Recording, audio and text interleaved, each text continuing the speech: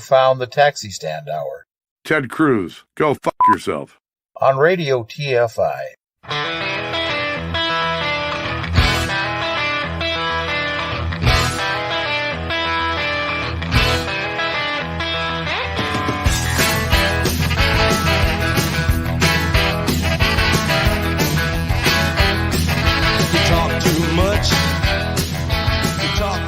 Join the conversation.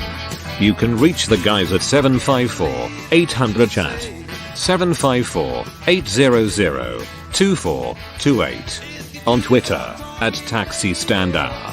From a payphone, call collect. My fellow Americans, our long national nightmare is over.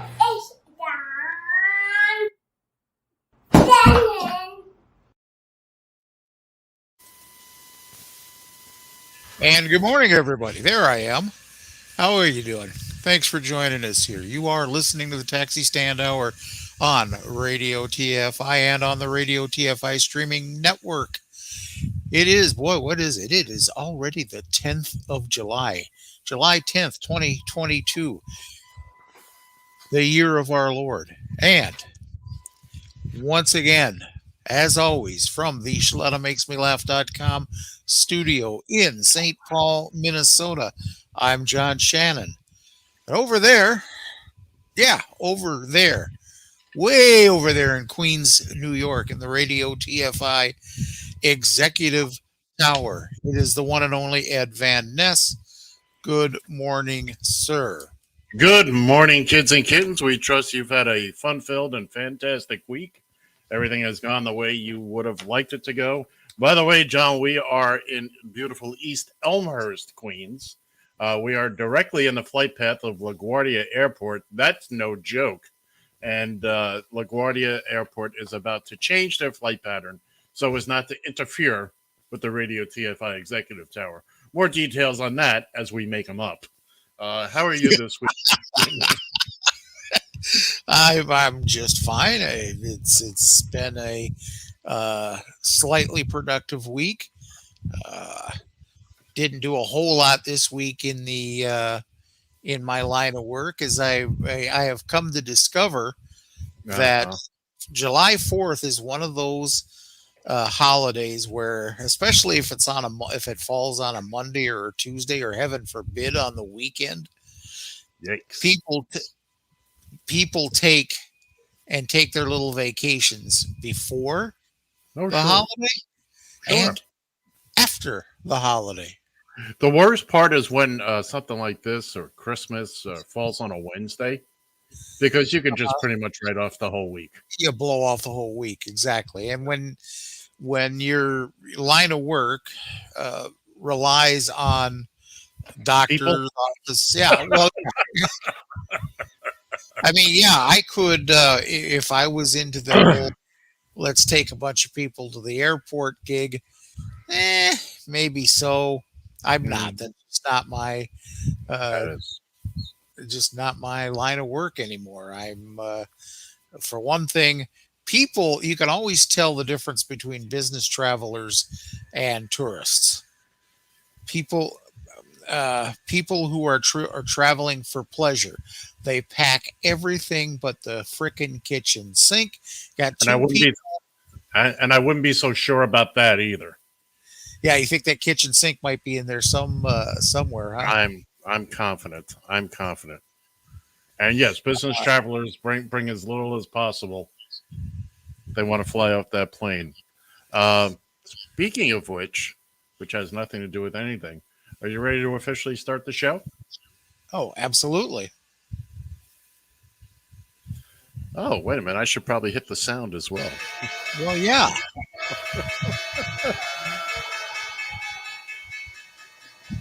It's the Radio TFI Market Watch, brought to you by Midweek Holidays.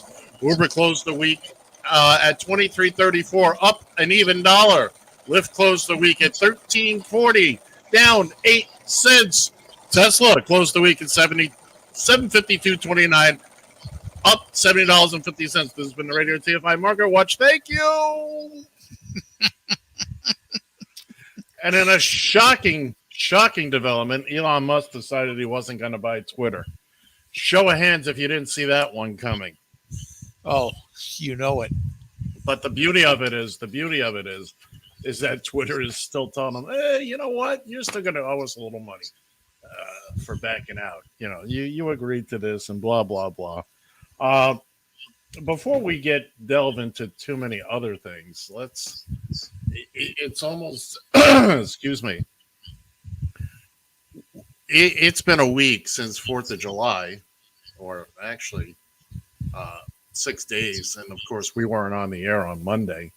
So we haven't had a chance to, talk about Highland Park.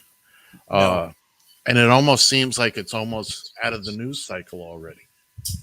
7 people died, and they started burying people, having funerals yesterday. And I believe today there's going to be some. Look, they caught the guy.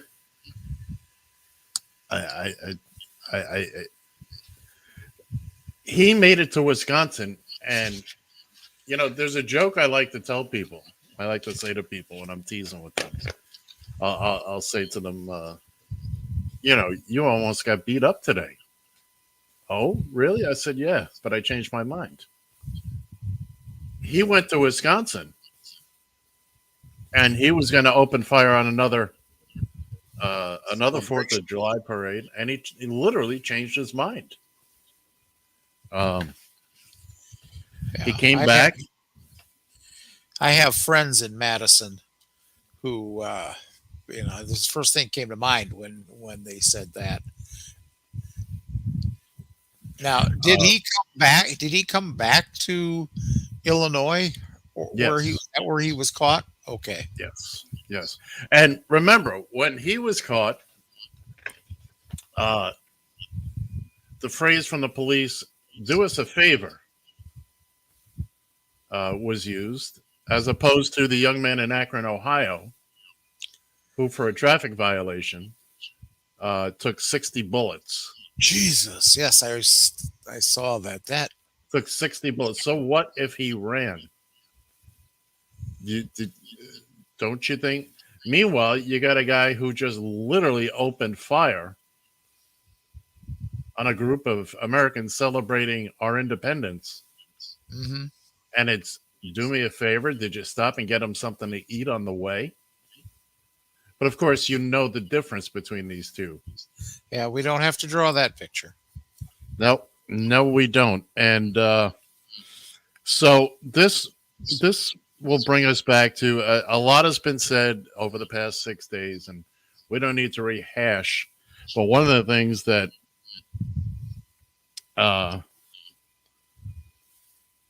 there's a couple of things that I came across. I'd like to point out a couple of tweets. This from StemBot at StemBot77. Theoretically, a good guy or girl with a gun could stop a shooting, but it would require the good guy to react immediately to a complete surprise, have the shooter clearly in his sights, and have the fortitude and skill to put him down without hitting anyone else. Unlikely. And I agree with that. I've always wondered about that. I mean, yes, it's nice. Yeah, it's nice if you have the good guy with the gun there, but are they ready to act? Are they ready to do it? And remember, the shooter's already gotten shots off. You just being there clearly has not. Look at look at Uvalde here. Cops can shoot. This is from at Antifa Operative. Cops can shoot 60 rounds into a black man over a traffic violation, but they can't stop a school shooter from slaughtering 19 kids. I mean, you can't. I'm not going to go into a whole cop thing here, but having a gun there does not mean you're necessarily going to stop somebody. And if I've got an automatic weapon of war that can spew out X amount of rounds per second, what are you going to do with that pea shooter on your hip? Oh, you might get 1 or 2 shots off, but like the other person said, can you do you have the balls to do it? Can you aim that right at my noggin? And by the way, just as a side note, getting back to the young man in Akron, why couldn't they shoot for his legs? Aim for his legs. Yeah, exactly. I mean, on top of that, they knew who he was. They had his car and all that. So, you catch him later. He posed absolutely no danger.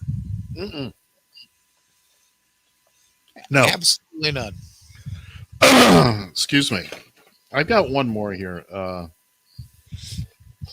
Speaking of the AK-15s and whatever the hell they are, AK-47s and AR-15s, somebody wrote a letter to the editor. Perhaps now is the time for all patriotic Americans who own assault weapons to donate to them to Ukrainian soldiers. Ship them off to Ukraine. They could use them.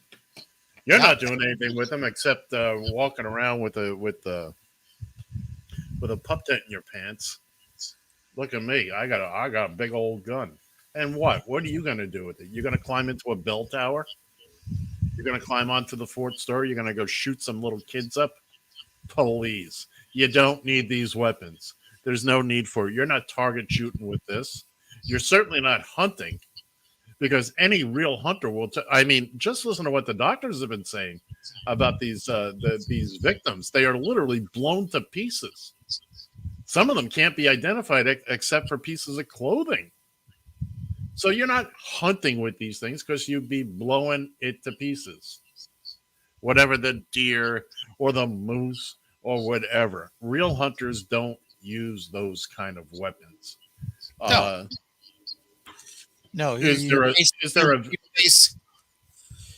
You're basically shooting, killing, and processing your meat all at the same time.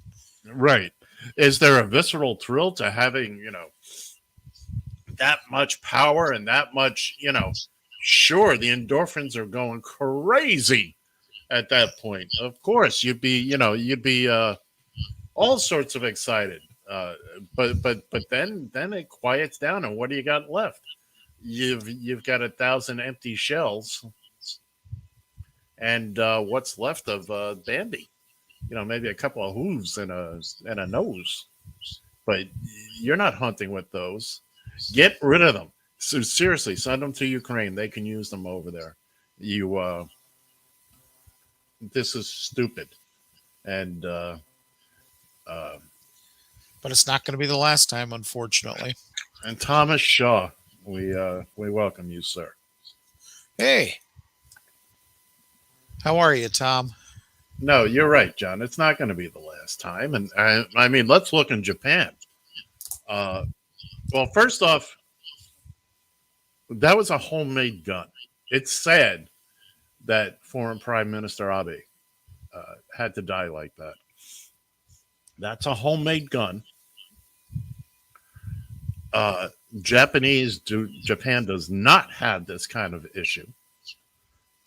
While they will have one death in a year from a gun, we will have tens of thousands. Yeah. And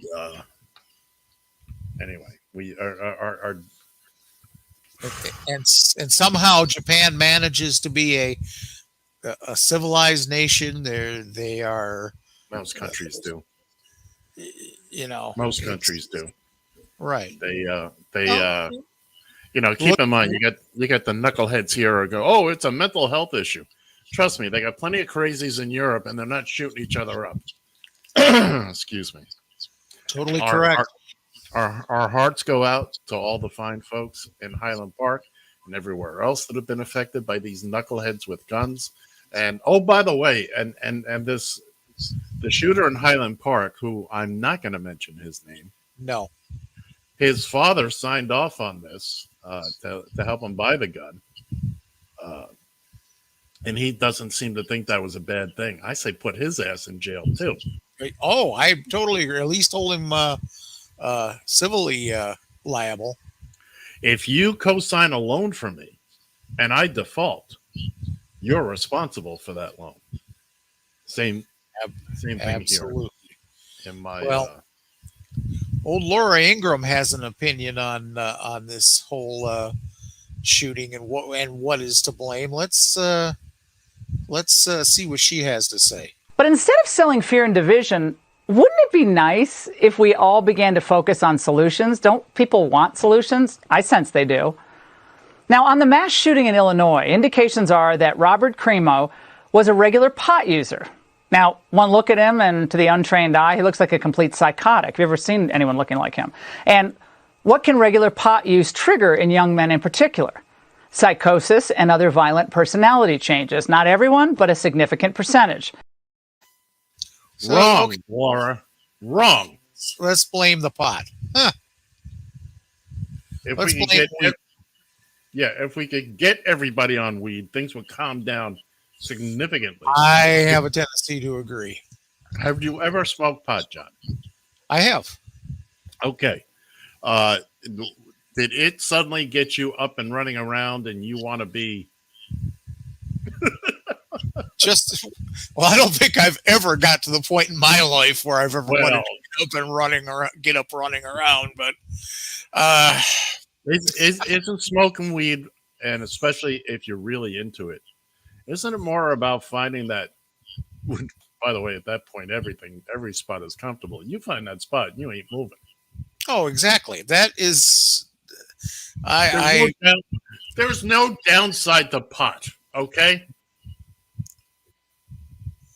Except, of course, you shouldn't drive. Other than that, there's no downside to pot. Laura Ingraham is a knucklehead. She's a nitwit.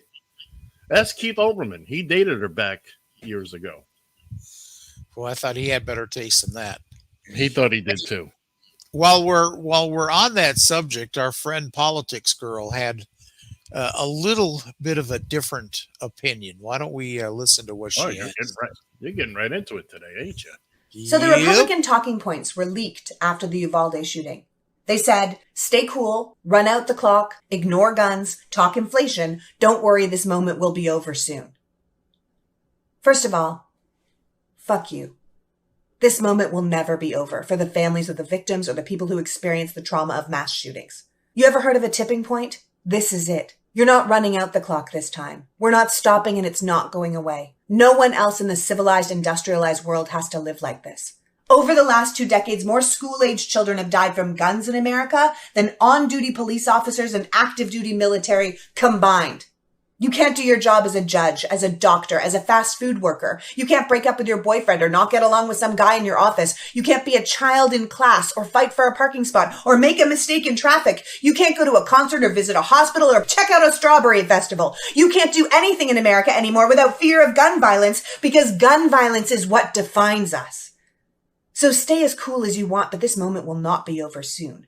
We no longer care about your reasoning or excuses. Your thoughts and prayers are hollow and useless. You're bought and paid for, and we don't care if you think it's the time. It's exactly the time. It's been the time for 20 years. There's no other time. The more we wait, the more people die. And we'll no longer sit by while you whitewash and reason and justify the slaughter of American citizens, blaming everything but the policy you created for the carnage. The Democrats pass policy after policy to save lives, and Republicans block those policies. The party of life is the one protecting the instruments of death. We have an election in November, and it's not about inflation. Inflation is a worldwide problem. Guns are an American problem. Voting against the Democrats won't fix inflation, but voting against the Republicans will fix gun violence. There are solutions, and one party wants to find them, and one party wants to run out the clock. So choose wisely, because it's the guns. She ain't kidding. What she said. What she said is right. And by the way, just as an aside here, you're going to hear some more stuff over the next little while. Don't believe for a second. You've got the GQP is blaming Biden for high gas prices. This is what they're hanging on right now is high gas prices. Government has nothing to do with gas prices. Oh, sure, they add a tax here and there. It's the oil companies. And most of those folks are Republicans. So it's the oil companies that are boosting the gas prices. By the way, gas prices have been coming down ever so slowly for the past 3 weeks or so. You don't hear them talking about that. And as an aside on the aside, isn't it funny how fast they go up, but how slow they come down? Yeah.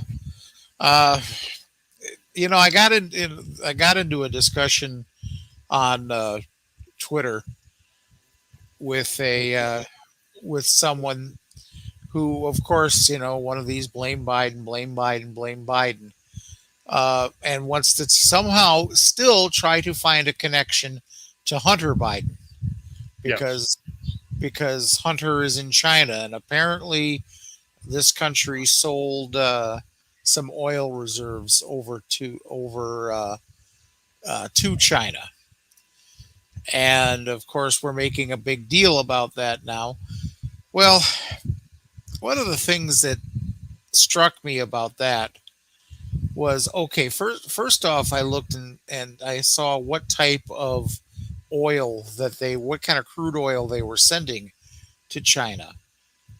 The American refineries don't want to deal with this. It's called sour crude. And I guess from what I understand, it produces more sulfur as you go to refine it. And to do so costs more to produce, makes it more expensive to produce. And the American refineries don't want this. And besides, the American refineries have no earthly reason to want to produce more gasoline. They got the oil at their hands. They have no reason to want to produce more gasoline because they're liking this world of $4.85 a gallon gas. Right. Again, it's not Biden. It's not the White House. It's not the government. It's the oil companies. And we'd have told you the same thing during the Bush era when gas prices were, off the chart back then too. I mentioned this last week, the night of the attack in Iran. Gas prices were up the next day. Why? That fuel was in the ground. It had been delivered. Yeah. It was already there. You didn't have to do one, and boom, prices went up. I could understand a week down the line, but, so, yeah, it's... 754-800 chat 754-800-2428. That's the number if you'd like to get a hold of us here and you talk about this. We got other things we're going to cover. One thing, did you happen to see Biden at all? What was it, yesterday when he signed the executive order basically protecting women in the shadow of what happened in the Supreme Court? I did not. I was tied up with other matters yesterday. Okay. Well, basically what he put it out there. He's going to put the Justice Department at work, or to work, I guess I should say. He's going to make sure that women can travel from restrictive states to non-restrictive states without I got to stop you right there, John. The fact that we even have to discuss things like restricting travel. I mean, good God, is this the 1500s? But you know what? It hasn't happened yet. It hasn't happened yet. But what the good thing about Biden is he knows that unchecked, these states would do that. Oh, yeah, there's no question. I think he's being very proactive when it comes to that. And go ahead. He mentioned the story of a 10-year-old Ohio girl. Yeah, this story's been making the rounds. Of course, we have no details on it, but raped by her uncle, I believe. I don't know how she got pregnant. I just know that because she could not obtain an abortion in Ohio, she had to travel to Indiana.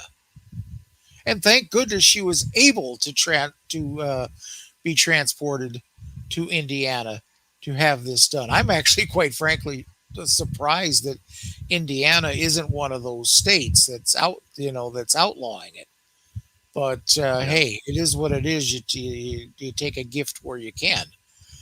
So now you've got a 10-year-old girl who not only is kind of got caught up in the stupidness of all this, but she was also raped as well.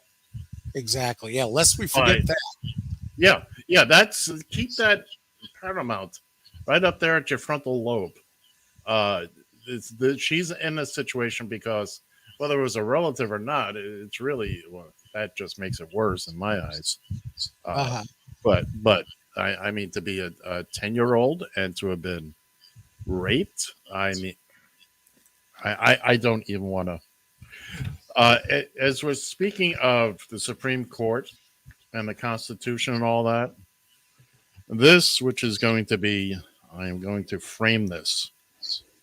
There was a Twitter discussion, and somebody made a comment about Boris Johnson and the Queen, how they run things over there. And at Choice Wandies responded with this. I mean, your country is told what laws are by an unelected council of wizards that try to guess what the ghost of Thomas Jefferson really meant.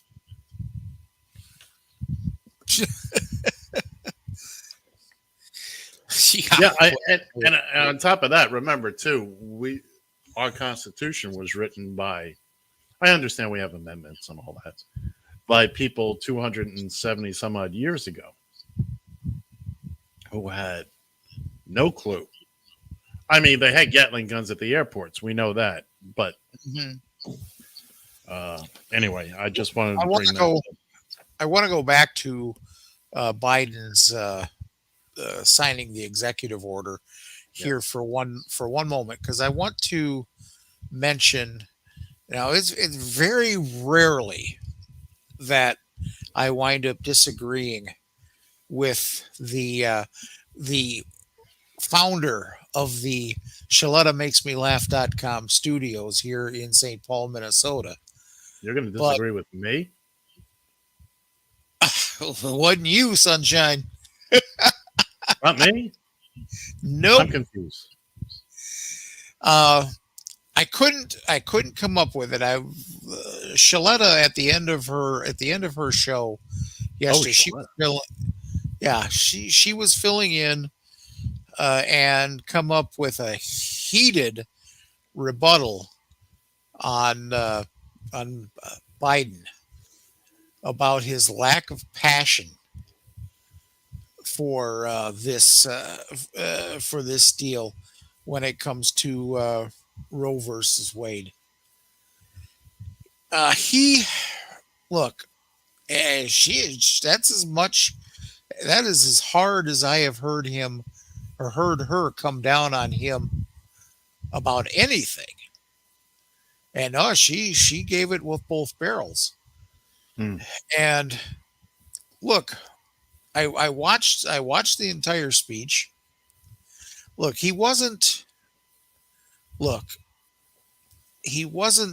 hellfire and brimstone. If you're looking for somebody who beats on the lectern and screams like a raving maniac, that was the last guy.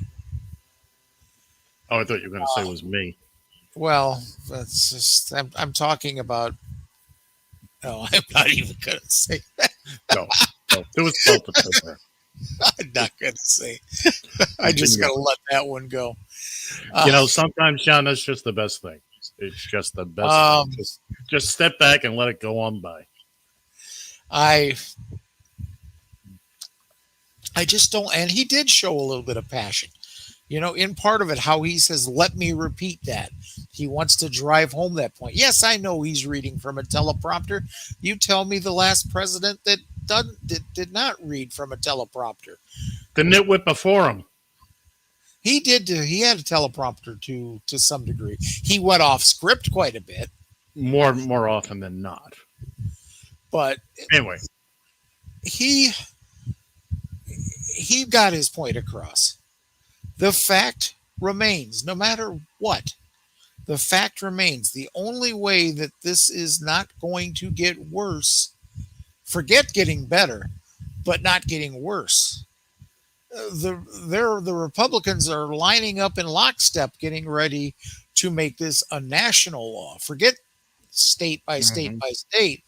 That's right.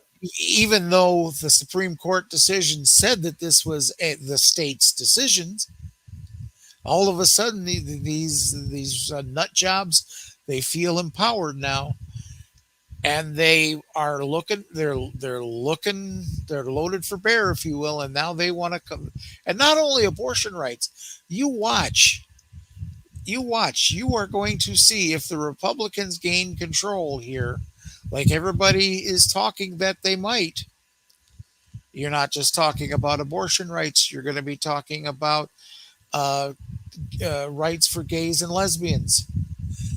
You're going to be, who knows, you might even be talking about things like interracial marriages. You never know. You cannot assume that they're going to just do the right thing. Oh, no. I think in the past few years, that's become pretty obvious. They've been built. Look, this is what Mitch McConnell's been building towards for 20, 30 years now. He's got his Supreme Court. That was his thing. He wants to get the court, and he's got it now. He's got it now, and there's still a lot of questions surrounding that. And Mitch McConnell is a douchebag. We all know that. I mean, there's a lot of places. I saw a billboard yesterday. On my way home, I had to go to New Jersey, but anyway, when I got back into New York, I was on the highway on the way back, getting close to home. I saw a big, huge pink billboard. No joke. I don't remember exactly what it said, but the message was New York State, basically protects your right to have an abortion. Big billboard. So, look, we got big fights on our hands that we shouldn't have to have. But remember, the Republicans are not interested in governing; they're interested in power. So keep that in mind. I'm going to paraphrase a tweet by our friend Chip Franklin. Yes. Chip lives in California. Yeah, he does. And he put out a tweet basically reaching out to women who need to come to his state to get an abortion. Do you need a place to stay? Do you need whatever you need? Reach out. Right. I thought that was pretty cool. Well, a lot of people have been reaching that out. By the way, just as we're talking about that, I said something last week, and I believe I said it the week before, and now I have the video to prove it. Look, everybody's put a cape on Liz Cheney. Oh, she's a progressive hero. She's a hero. She's not a hero. In this particular case, with the January 6th committee, she's doing the right thing. She understands the destination, and she agrees on the route. And this was Tuesday, I think she said this. Take a listen, kids. And that's to make sure that every American understands what today's Democrat Party stands for with respect to babies and with respect to the murder of babies. We have seen now in states across the country the introduction of legislation that would enable the killing of babies. This is not about abortion. This is about killing babies after they are born. And it is the face of pure evil. And you've seen the leadership of the Democrat Party here on the Hill remain silent while elected leaders, including the governor of Virginia, described in very cold clinical terms how he would, in fact, facilitate the murder of a baby that had already been born. So just remember, okay, she's still a GQP nutbag. She's doing the right thing as far as the January 6th committee goes, but she's still, I've said this, I've said this certainly the past couple of weeks. And this is not a pat on the back for you, Ed, although I will take it. Okay. Her basic where she stands on issues has not changed. Not one iota. Not one iota. Look, first off, I want to know what she's differentiating. She's talking about killing babies once they're born. Now, I don't know anybody who would agree with killing a baby once it's born. Now, I don't know what she's referring to. To my knowledge, I don't know. She's referring to my understanding, exactly what you think she's referring to. Kid pops out and somebody's whacking a kid, which makes no sense. There's no rhyme or reason to that because that is actual murder at that point. I agree, and I want to see proof. I want to see proof of this actually happening. Well, good luck with that. I do. I want to see proof of this because look, she's trying to walk. In my opinion, she's trying to walk a fine line here right now. She understands that she's toast when it comes to to today's Republican Party, and maybe she's trying to, because nobody's going to accept her as a Democrat. Nobody's going to certainly not now. Well, yeah. Well, no, I don't necessarily totally agree with that though, because like I said, I don't care how much of a supporter you are of abortion rights. I don't think anybody, correct me if I'm wrong, I don't think anybody should be killing a baby once it's out, of course not. Not I don't understand. So I want to know what she's referring to. Yeah, I'm not saying, who knows, there may be some wild exceptions out there where a child is born and you've got stillborn babies and all that. Look, there's a lot of ways this can go. And you can cherry pick, which without any proof to the contrary, I'm guessing she's cherry picking one particular case out there. Well, yeah, and I want to know what Liz Cheney's stand. I mean, because she's come out on the right. She came out on the right side, in my opinion, at least, when it came to to vaccines, protecting ourselves that way. She is still firmly. Not only is she heading up or the vice chair of the committee, the select committee, but she is also she's not backing down from the fact that this was a Trump-led insurrection. No, but again, John, on these particular issues, yes, she has not only agreed on the destination, but on the way to get there. But then she turns around and starts talking about Democrats are evil and are killing newborn babies. So that's just it. I want to know just what she's talking about, because that, to me, that's a false accusation, and that's not acceptable either. We'll put our crack team on it, or the team on crack, whoever. On crack, yeah, there we go. Whoever shows up first. All right. What do we want to talk about? Make Gil Christ do something, for Christ's sake. Speaking of Gil Christ, this really has nothing to do with him, but crap. Gil's out in the garage. I keep meaning to bring him in, but it's I left here for 4 hours yesterday. I inadvertently left the garage door open, and everything was there when I got back, including my bike. Well, God, congratulations! I have a garage door opener that's more sensitive than you, and I had it in my pocket. Wow! Oh, well, you didn't see that one coming, now, did you? Oh no! Man, it's on. It's on. That caught you off guard and off balance. But I put it in my. God, I'm glad I'm talking about wrestling in the second hour. Oh yeah. We got wrestling coming up. Your boy Chris Tubbs is coming on with us, right? Yes, exactly. Oh boy, that sounds like a 15-minute nap I really need. Oh, don't hate. By the way, before we get too far, and I guess we could talk about it more in an hour too, because it's more. You know what? We'll talk about that. Let's talk about. John went and picked himself a fight on Twitter. Yeah. Somebody who, by the way, we think we've encountered before. Yes, exactly. We can't prove it, but we think we've encountered. Same MO. Basically. So if you're listening to us, which I'm sure you are because you can't get enough of us, you're clearly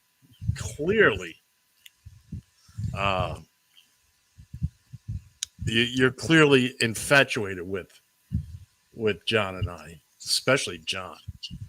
By the way, the offer still stands: $250 or the jar of coins on my dresser. But you got to pick it up in person. Shit. Cash money. Which probably more than what he's making off his little DoorDash and Uber and whatever he's doing. And kids and kittens, to understand that reference, go check out our Twitter feeds from a couple of days ago. We were in this long, John mainly. I kind of stepped in there, and you'll see all that. Your boy Beto. Well, by the way, where's the Beto poster for the radio, folks? John is. Oh, I forgot to set it back up again. Yeah, John. Yeah, I got to put it up there in front of that dog. Yeah, we'll talk about that after the break, but we got a hell of an ad out there for. Look, I want to see Beto win for a change. He's he's gone down swinging the last couple times. He's run for any kind of office, but let's take a look at him and Greg Abbott. I signed a law that ensures that the moment that Roe versus Wade is overturned, abortions will be banned in Texas. I'm going to trust you to make your own decisions about your own body, your own health care, your own future. Now, there are no exceptions for rape or for incest. We are going to overcome this and ensure that every Texas woman can make her own decisions about her own body, her own health care, and her own future. We must win on the night of November 8th. Exactly. Yeah. It pains me to see things like the governor of one of our largest states say abortions will be banned, no exceptions. You are putting many women at risk because there are sometimes medical reasons to end a pregnancy that have nothing to do with it was a one-night stand, it was a rape. It's got nothing to do with that. And again, I don't remember all the terminology for this, but there are legit, and trust me, these are in situations where the mother doesn't want that, but it's either the baby goes or they both go. She wouldn't survive the pregnancy. So to do the no exception thing, that's just barbaric.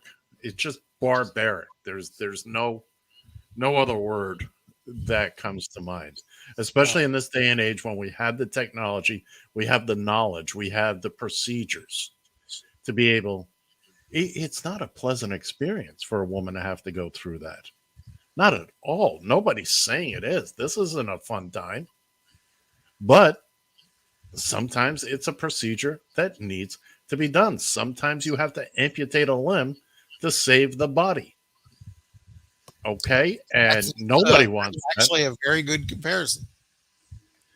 You just can't, it's not easy. I had a buddy of mine. I won't even go into the whole story. He let his diabetes go. He wound up losing a leg, and he never got over that. He just never got over losing a leg. He was in his 60s when it happened. And, but yeah, so it's just barbaric what the likes of Greg Abbott and his ilk are going through here, and or what they're putting out there. It's just barbaric. And see, I'm of the. I commented there was I guess Trump had a rally in Alaska yesterday, of all places. By the way, on a side note with this, I want to tell you, after spending a day in Twitter jail last week over a simple "I'd like to punch someone in the snot locker" comment. John, you've spent more time in Twitter jail. You have your own cell, I imagine. I know. I understand that. Well, this is the first time this account has done any time. I was a regular visitor under the last account, but this account, this is the... It's like saying I've been arrested 12 times as Ed Van Ness, but never as John Brown. Yeah, well, whatever, but still. So, I have really, now the sad part about it is I've built up a little bit of a following here on Twitter. I finally figured out how to do it. Hopefully it also gets the show a little bit more exposure and what have you. But you want me to expose myself? Is okay, fine. You asked for it. No. Sure. And thank God I switched screens just as you were saying that, because I just don't know with you these days. But so anyways, there was somebody banging her gums. There was a video put. I didn't want to even, I promised you I wasn't going to send any more videos, and I wanted to keep my word. So I responded to it. This was something sent by or put out by Ron Flipowski. I replied to it. After a while, you just have to realize these people are living in a bizarro world. Best case scenario, personally, I only have about 20 years left to deal with this. It is my children and grandchildren that I truly feel for. I hope these generations can dump this trash. And I was really surprised by the reaction on that. Really surprised. That's the reach out that I'm getting from people on Twitter here recently is probably the only reason I'm at this point in time keeping the Twitter account, other than just for the sake of the show. I have been spending more time, believe it or not, on Truth Media here lately. Social, excuse me. Now, Truth Social, believe it or not, Truth Social isn't just a bunch of right-wing wackadoodles over there anymore. There have been other people who have joined, and I think I follow it's in the teens, both of the number of followers I have and the number of people I'm following. So this is still something relatively new, but I will tell you one thing that I am very happy about. Truth Media does not they're not playing the censor tag like they do it at Twitter. Trump put out something, and one of the reasons I like Truth Media is because I get to turn around. Truth Social. Thank you. One of the things I like about them is the fact that I can, and I'm not saying that Trump pays any attention to anything I have to say, but you know what? It still feels good saying it. And so he was talking about his upcoming rally in Alaska. And I replied, I heard that folks there can drop a moose from 100 yards away. And if I'd have said that on Twitter, how long do you think it had taken before I'd have been went bye-bye there? All right, I got a couple of things here. First off, I honestly thought when he went to Alaska, he would just use that as a, because you're not far from Russia at that point. He would just this is true. Scoot across the straits there. Second off, now John is lifting his giant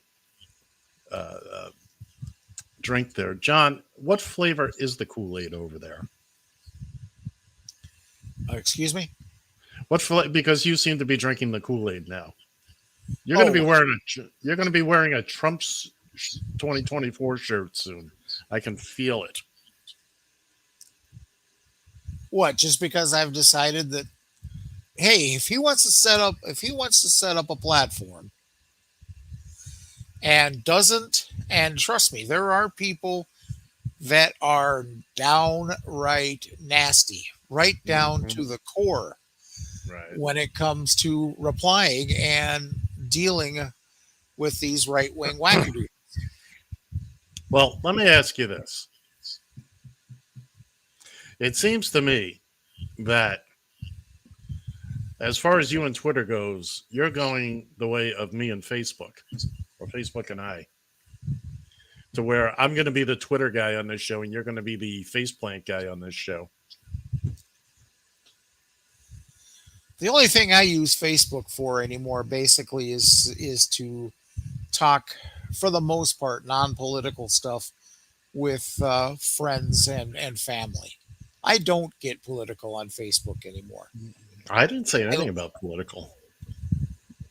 I'm not there. I'm not I know why you're not there. That's fine.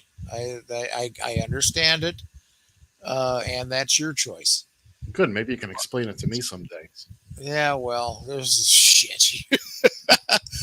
Good fucking ruck with that. You are fined 1 credit for a violation of the verbal morality statute. We adjusted the sensitivity on it. Good job, I will add. But no, first off, Truth Social, you still can't get it on the Android platform. You have to basically go into it via Google Chrome. Through a browser. And Google Chrome is the only browser I use, so yeah, by default. Or you could get an Apple phone. Shit. That day.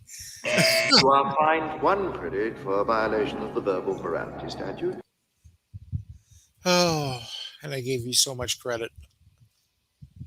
Well, now you have 2 credits. No, I've been fined 2 credits, remember? You've been fined 2 credits. Exactly, that's right. That's 2 credits less that I have. Moving on. Oh. So let's talk about Rudy. Oh, jeez. So we've got this clip here. Rudy going on about him not getting a pardon or getting a pardon. This clip started out as well over a minute. Taking out the dead silences, I managed to clip about 30 seconds off this. It sounds like he's coherent and talking straight through, but there were many 10, 15, 10-second gaps while he tried to remember where he was. So remember, this guy was America's mayor for about 20 minutes. Everybody in Washington wants to make me a liar and a crook, and I'm not. But I know I have to protect myself. Now, I could have asked for a pardon for a very good reason. I don't want to get framed. I know I didn't do anything wrong. I know I don't act like they do. I don't lie like Raskin and Schiff. I don't take money like Pelosi and Biden and their families. I spent most of my time putting crooks like them in jail, and I've acted honorably all my life. But I know they frame people. I know people they framed. So it would have been perfectly legitimate to ask for a pardon, not because I'm guilty of anything, but because they're going to try real hard to make me guilty of something I didn't do, like they tried to do with President Trump. Rudy, fresh and fruity. It is a shame that, well, first off, let's keep in mind, he's been disbarred here in the state of New York, and there might be one or two other places. He has been caught in so many lies. Rudy, you went to court 60 plus times. Now in court, you couldn't tell the lies. But boy, oh boy, once you stepped outside, that's why you lost 60 plus times. Because you had nothing. You keep screaming about evidence. You and Mike Lindell, all you got is a box of rocks. Let's be clear on that. And it's going to be fun to watch all these senior citizens be perp walked. I hope it happens before right. Yeah, exactly. And unfortunately, the problem that we're going to wind up having here with this is that if things don't start happening before too long. Now, I understand this is a long, drawn-out process. You can't just make willy-nilly charges against even a former president. This all takes time. Now, the last time something like this happened, well, Nixon saw the writing on the walls and resigned. Exactly. He got on out of there. Trump, which left us with Gerald Ford. Well, Trump won't let it go. That's the problem. He just won't let it go. He cannot admit defeat. And remember, he's never actually conceded the race. Oh, no. Not that matters, but he never conceded. So, no, you're absolutely right. And he's got his band of merry men who are I'm dying to hear what Pat Cipollone had to say to the January 6th committee. And I'm enjoying the living daylights out of this. I'm sad I'm going back to work, but I'll figure out a way to watch this stuff live. You know what? I don't suppose you can. Well, you can get. You can download the CNN app to your phone, or like now with me, I treated myself 4 or 5 years ago. I treated longer than that now. But anyways, I treated myself to Sirius XM. Yeah. Well, no, I've got on my cable company, we have an app and I can watch stuff live. Yeah, but I'm talking about something you can watch while you're sitting in your vehicle. Yeah, I have an app on my tablet. Oh, okay. I got you. And by the way, most of the production vans have Sirius anyway. So. Do they really? Yeah. Yeah, we're doing okay for ourselves. Well, that's good. That's very good to hear. I thought you would be thrilled, just thrilled. Well, because that's how, while I'm out on the street, that's how I keep informed. I mean, Sirius covers, and I don't just stick with CNN. I go over to MSNBC. Yeah, even every once in a while, I'll even go over to Fox News just so I can hear what what those rummies have to say.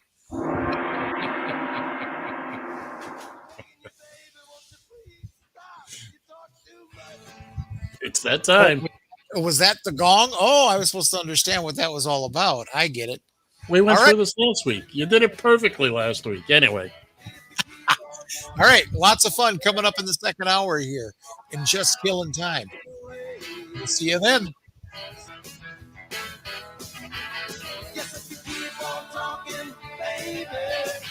You know you're bound to drive me away. Yes. Yes, dear.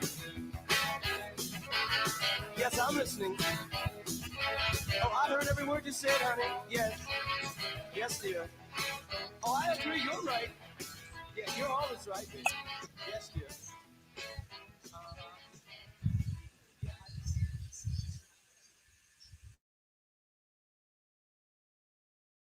You've found Just Killing Time with John and Ed.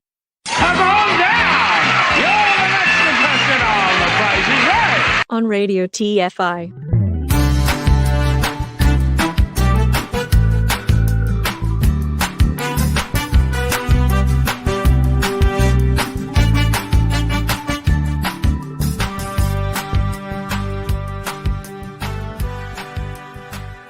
Join the conversation. You can reach the guys at 754-800-CHAT. 754-800-2428. If you are watching live, the comment section is open. From a payphone, call collect.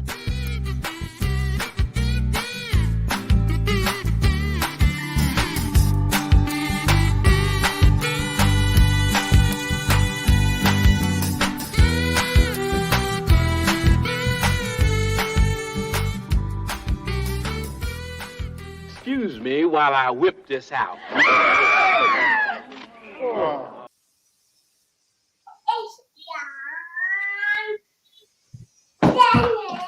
It is not John Shannon.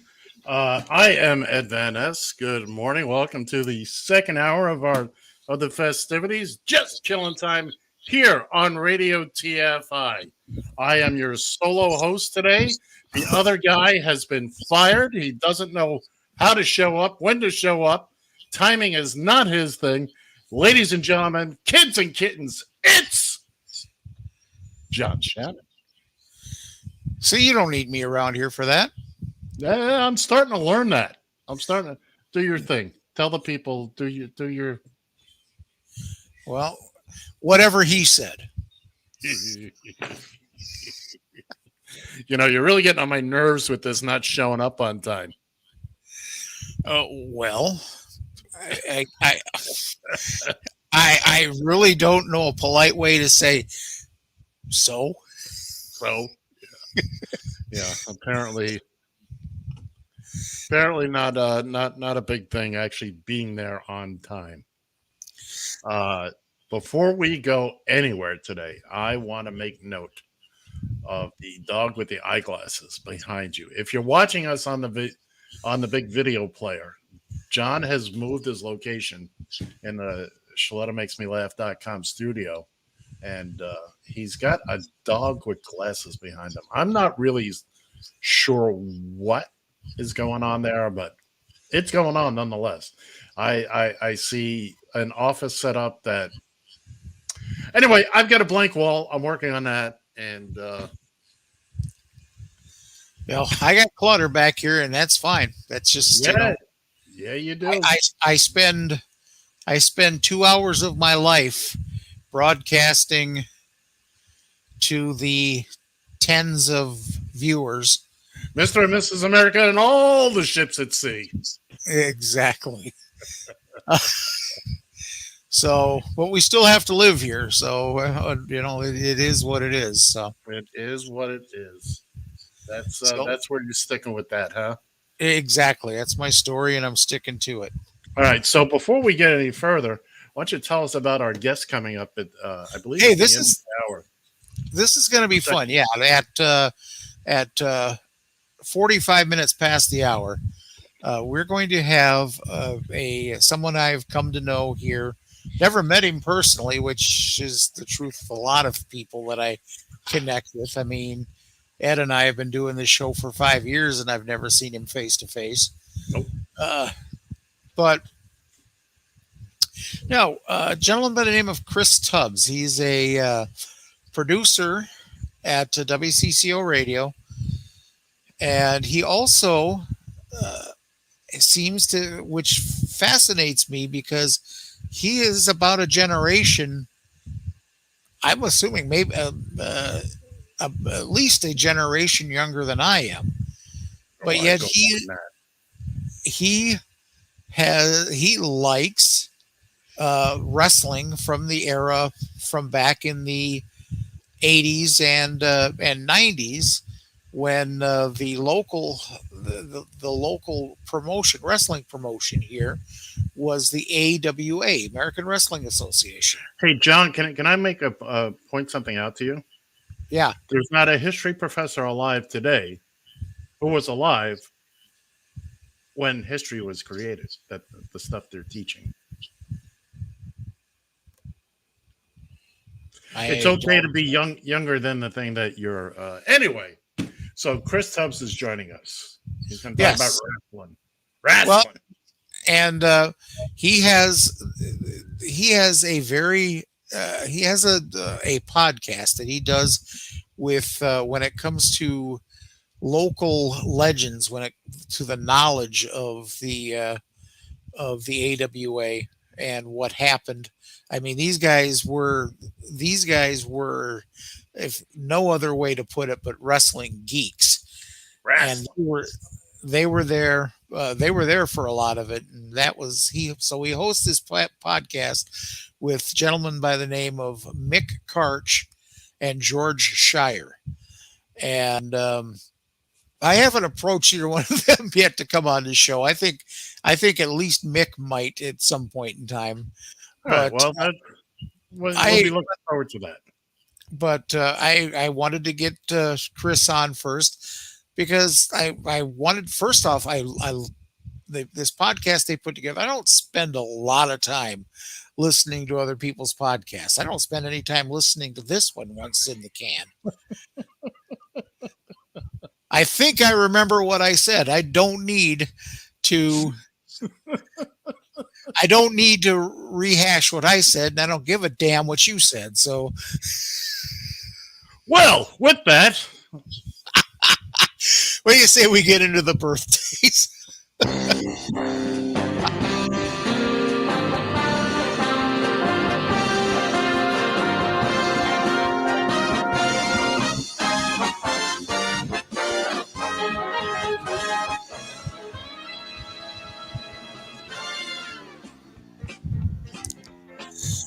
All right, because we have a truncated version today, so we got to make sure we got plenty of room for Chris when he comes on. We've only got a few birthdays to talk about this particular week, starting today with all the infamous Bill Cosby, who will be 85 years old today.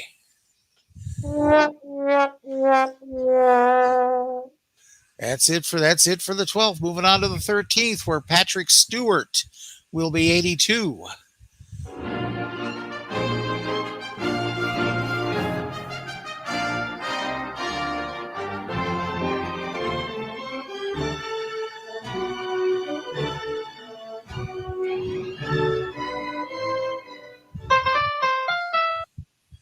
And next generation there. Make it so. Harrison Ford will be 80 years old tomorrow. No, nothing. I got nothing. I got it. Oh, Harrison Ford. Oh, wait a minute. Harrison Ford has starred in more sequels and sequels to sequels. Look, he's done 4 or 5 Indiana Jones. How many Star Wars he was in? And man, oh man, he and the man started out as a carpenter, believe it or not. Yeah, but you know what? With all those sequels he did, with Indiana Jones and Star Wars and all that, you know what my 2 favorite Harrison Ford movies are? Air Force One. I love Air Force One. Absolutely love Air Force One. Good guess, by the way. And what's the other one? The other one is The Fugitive. Yeah, Fugitive was pretty good. So, okay, moving on. My favorite line in that is Tommy Lee Jones has them trapped. They're in the big sewer pipe just before Harrison Ford leaps off, and he says, "But I'm innocent." And Tommy Lee Jones looks at him and says, "I don't care." Moving on. Exactly. On the 14th, Jane Lynch will be 62 years old. A very funny, tall drink of water, that woman is. Have you seen her on that game show, The Weakest Link? I have. I think she's very good on it. She's very good at everything she does, to be quite honest. She's on Broadway right now in Funny Girl. Really? Really. Fantastic. And we had to wrap up birthdays here on the 15th with two of them. Linda Ronstadt will be 76 years old. She will not. She'll always be 21. Oh, you wish. I do. Haley. Ariana Huffington will be 72 years old, also on the 15th. Nobody cares. Pretty much. That's it for birthdays. Hold on a second, because we've added something new. We've added a close. We finally came up with a closer for birthdays. Are you ready? About frickin' time. Happy birthday, happy birthday, happy birthday to you. How about that? Huh? That's the Celtic tenors, by the way. Thank you. I'd have never known that. I know that. All right. What do you say? Let's spark it up there.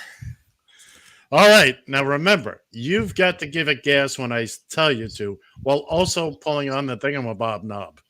Okay? Do we have this straight? Well, if I'll pull some knob, I'll figure it out. Go ahead. Twist it. Turn it. Spin the spinner and call a shot. There we go.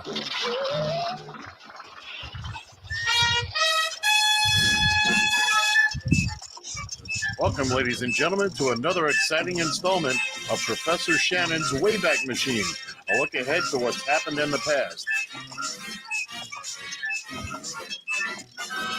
Here's your host, Professor John Shannon. All right. Well, we starting out here with today, Sunday, the 10th, where in 1950, Your Hit Parade premiered on NBC TV, later on CBS, after being broadcast on radio from 1935.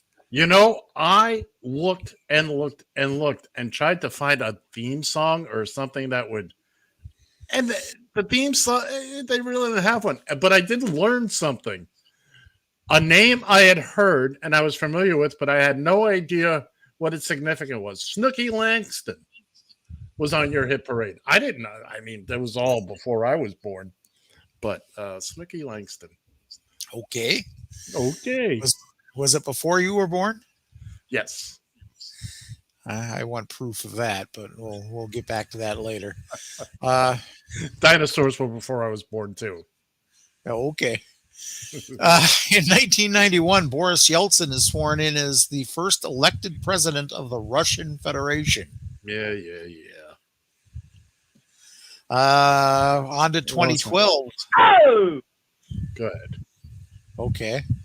On to 2012, where the American Episcopal Church becomes the first to approve a right for blessing a gay marriage. Praise him or her. There you go. Moving on to the 11th, where Franklin Roosevelt announces that he will run for a fourth term as president of the United States. I'm not sure run was the correct word there. Well, oh my God. Oh my God. That brings up a good point. America never knew that he was not was really, no. Wheelchair. No. Do you think if it had been widely known, we'd have elected a handicapped president? I think in that day and age, probably not. I don't know. I think you're probably right. All right, moving on to 1967, where the Newlywed Game premieres on US TV on ABC.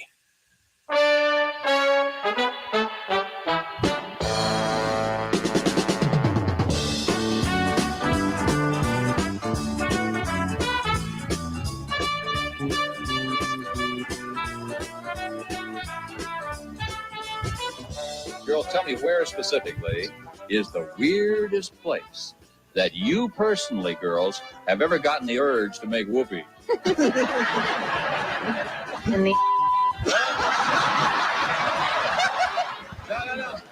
No. It's I'm not talking about is the weirdest location, the weirdest place. Location? Yeah. I don't know. Give me an answer, please. And he said it was in the car on the freeway.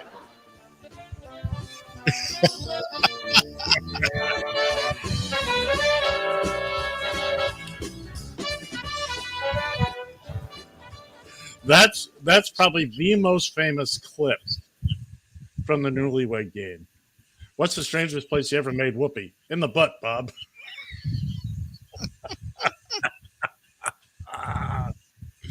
What do you think? Still alive? Shockingly. Yes. Lots of fine wine preserving his body. Okay, moving on to 1969, where David Bowie releases the single Space Odyssey 9 days before Apollo 11 lands on the moon. Though I'm past 100,000 miles, I'm feeling very scared. And I think my spaceship knows which way to go. Tell my wife I love her very much.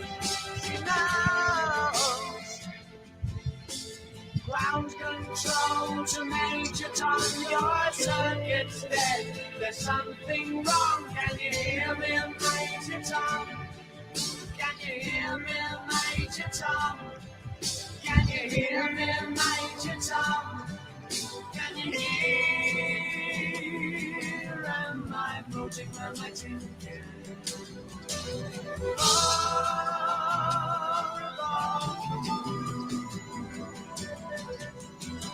Planet Earth is blue, and there's something I can do.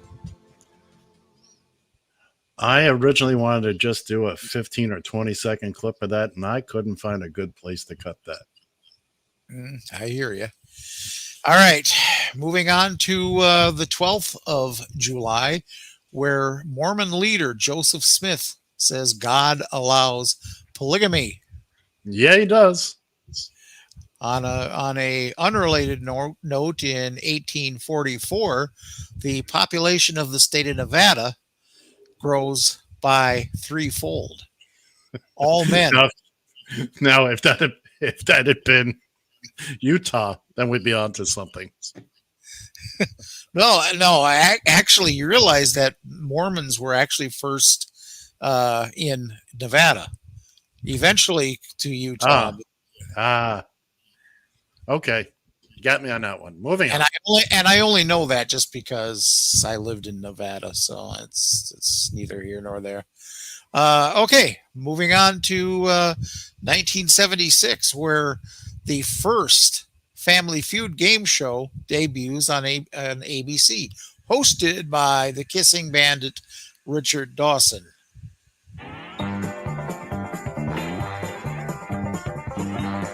It's time to play the feud.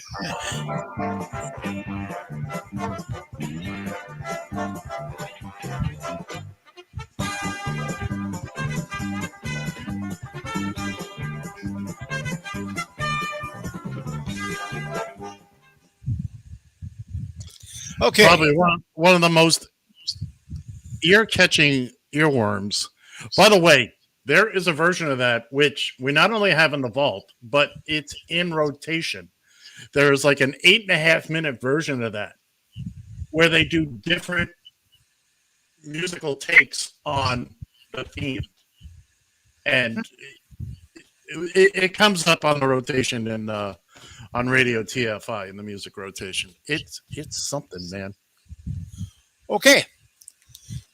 Moving on to the 13th, where the Hollywood sign is officially dedicated in the hills above Hollywood, Los Angeles. Uh-huh. It originally reads Hollywood Land, but the four last letters are dropped after renovation in 1949. And do you know what what the purpose of the sign was? To tell you the truth, no. It was put up by a real estate company. It was about real estate. Oh, okay. There you go. I didn't know that. Thank you. And I've been out there. Never saw the Hollywood sign. Been to Vegas 5 times. I've never seen the Welcome to Fabulous Las Vegas sign. Not once. That's the Welcome to Fabulous Las Vegas sign sits about a quarter mile south of the Mandalay Bay property. Doesn't change the fact that I haven't seen it. Oh, okay. I know where it is. I just haven't seen it. So it's on the south side of the strip, basically. Thanks, pal. Thanks. Moving on. Welcome. I'm glad to help. In 1985, there are Live Aid concerts held at both Wembley Stadium and John F. Kennedy Stadium, raises over $70 million for African famine relief. Now, what cities were those 2 stadiums in? Now, obviously, Wembley Stadium is in London, and John F. Kennedy Stadium is in Washington, D.C., despite what the script that I'm reading says Philadelphia. No, it was Philadelphia. Are you kidding me? You're thinking of Robert F. Kennedy Stadium. Oh, really? Really? I did not know. No, it was Philadelphia. It was most certainly was Philadelphia. It was, huh? It was. I remember it. Yeah, sure. So now, okay, John F. Kennedy Stadium, I don't ever remember the Eagles playing there. I'm talking about the Philadelphia Eagles. Yeah. I don't remember the Phillies ever playing there. Don't worry about it. Okay. Don't worry about it. Let's move on. I will take your word on it. Thank you. All right. Moving on to the 14th, where in 1798, the U.S. Sedition Act prohibits false and scandalous and malicious writing against the government. I'm not really sure what to think about that. I really, I missed that when I looked down the list. So we're not going to get into a whole big discussion about it because that could take hours. Very appropriate, I might add. All right, moving on to 1969, where Easy Rider, directed by Dennis Hopper, starring himself, Peter Fonda, and Jack Nicholson, is released.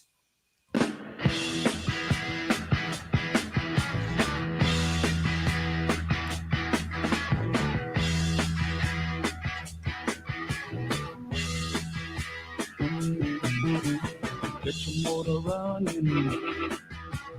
Head out on the highway, looking for adventure, and whatever comes our way. Yeah, darling, go make it happen. Take the world in a loving embrace. Fire all of the guns at once and explode into space. I love smoking lightning. Heavy metal thunder, racing with the wind, and the feeling that I'm under.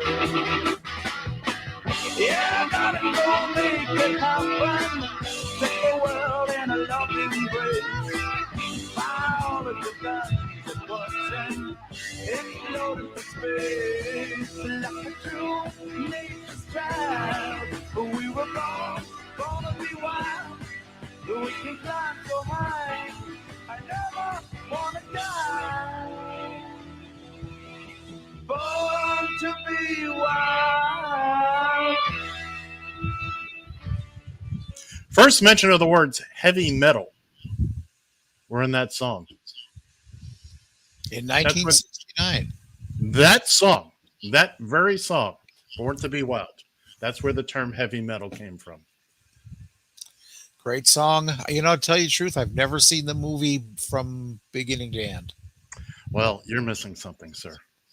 I will have to, one of these days, go check it out, I guess. Order the chicken salad sandwich. Well, there you go. All right, going on now to the 15th, where we got a couple here. In 1948, Alcoholic Anonymous is founded in Britain. It's a very important organization. Friend of Bill. FOB. Friend of Bill. There you go. And in 1988, Die Hard, directed by John McTiernan. I think that's how you pronounce it. I don't know. Something like that. Help me out. Do you know how it's pronounced? I'm not looking at it, so I'm... Okay. I thought it was McTiernan, but looking at that doesn't... McTiernan, I think, actually is how it's pronounced. Now, I'm going to tell you this much. We have a sound bite for this one.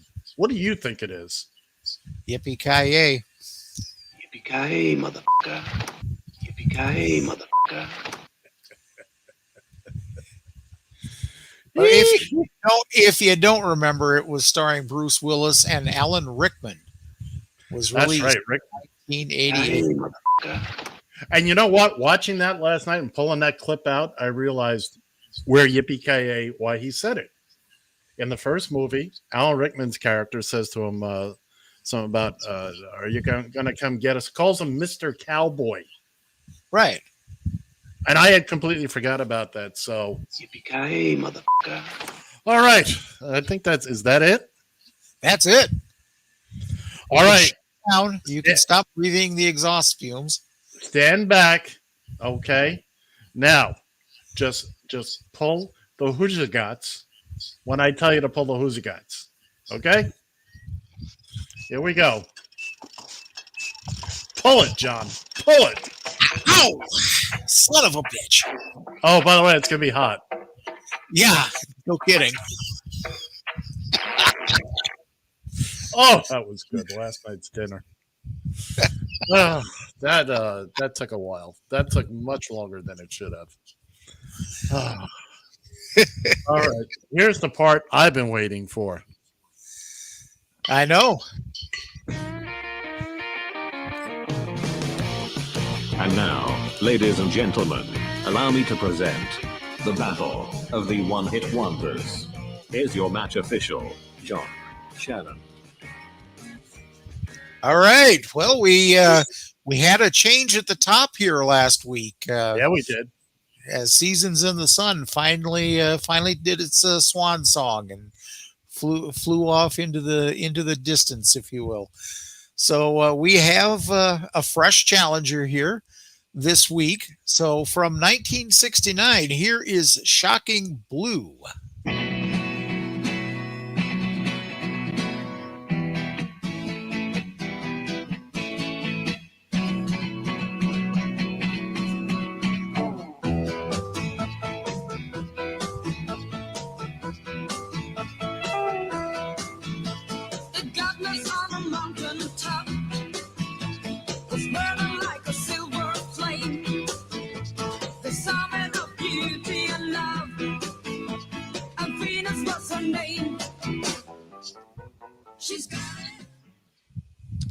Okay, and your current champion from 1981. This is Tony Basil.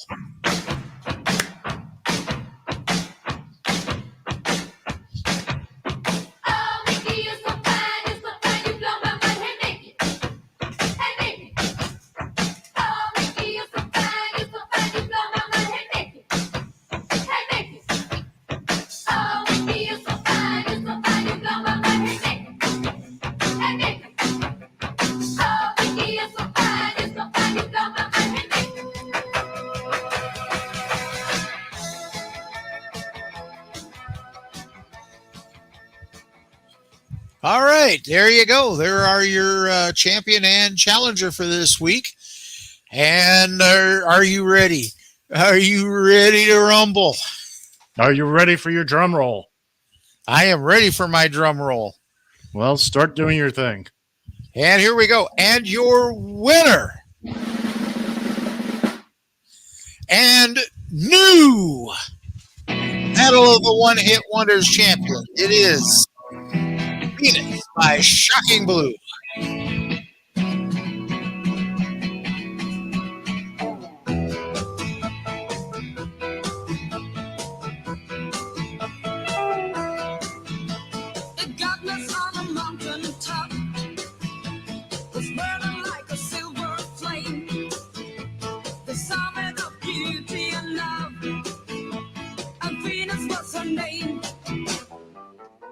She's got it.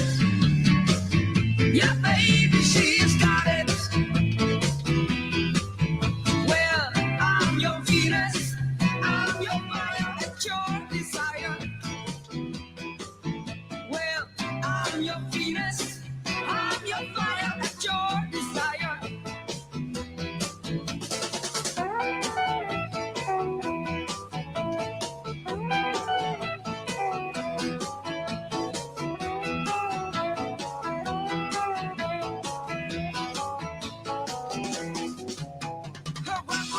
Crystal eyes, making every man mad. Black as a dark night she was, got what no one else had. Wow, she's got it. Yeah, baby, she's got it. Well, I'm your Venus, I'm your fire at your desire. Well, I'm your Venus, I'm your fire at your desire.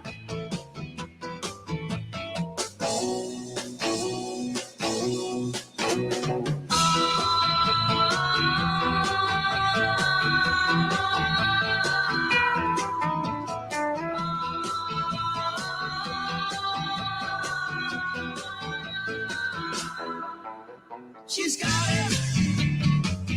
Yeah, baby, she's got it. Well, I'm your Venus. I'm your fire at your desire. Well, I'm your Venus. I'm your fire at your desire.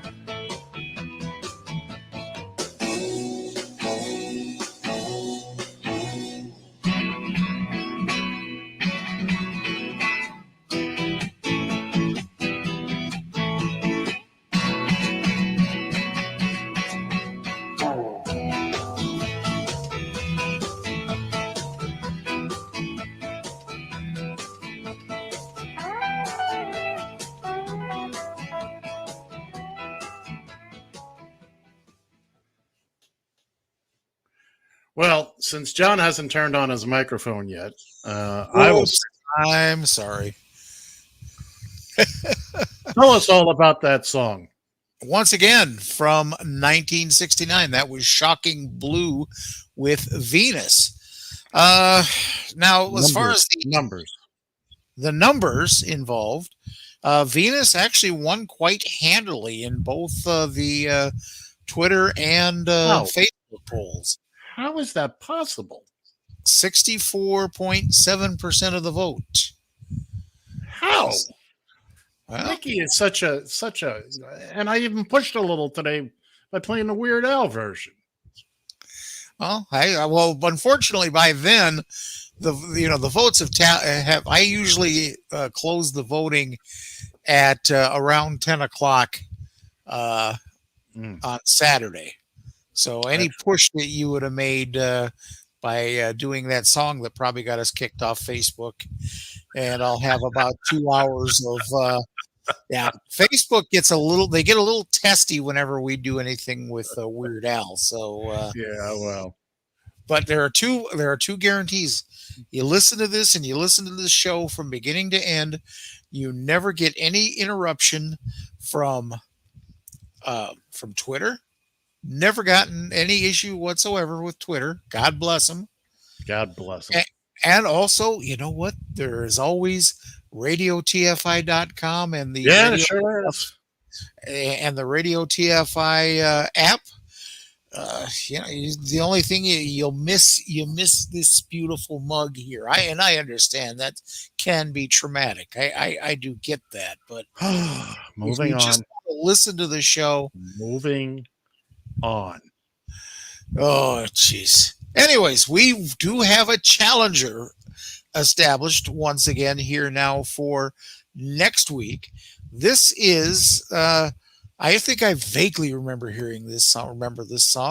This is from 1989, and it is Vapor. No. What? 19. What did I put there? Oh, you no, put it's down 1980. I hit the wrong button. 80? Oh, okay. Well, you and your happy fingers. Yeah. Anyways, Okay, then from 1980, this is the Vapor. Your Challenger.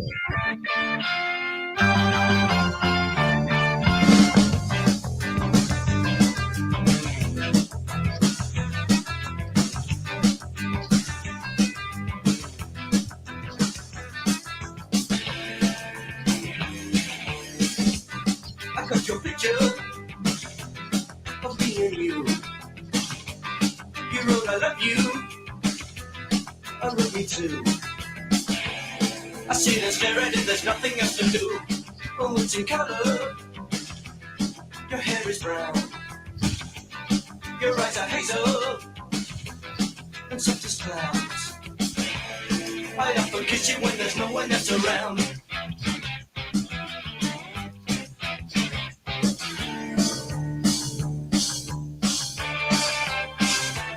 I got your picture. I'd like a million of you over myself. I want a doctor to take a picture so I can look at you from inside as well.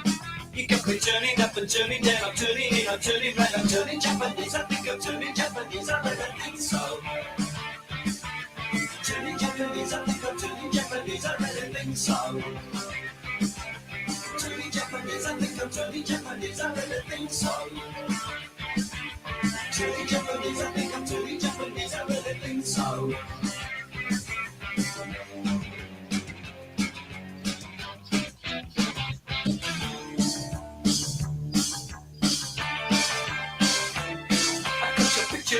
I got your picture, I'd like a million of them around myself. I want the doctor to take a picture so I can look at you from inside as well. You got me turning up and turning down, I'm turning in, I'm turning right, I'm turning Japanese, I think I'm turning Japanese, I really think so. Turning Japanese, I think I'm turning Japanese, I really think so. Turning Japanese, I think I'm turning Japanese, I really think so. Turning Japanese, I think I'm turning Japanese, I really think so. No sex, no drugs, no wine, no women, no fun, no sin, no you, no wonder it's dark. Everyone around me is a total stranger. Everyone avoids me like a cyclone ranger. Everyone. That's why I'm turning Japanese, I think I'm turning Japanese, I really think so. Turning Japanese, I think I'm turning Japanese, I really think so. Turning Japanese, I think I'm turning Japanese, I really think so. Turning Japanese, I think I'm turning Japanese, I really think so.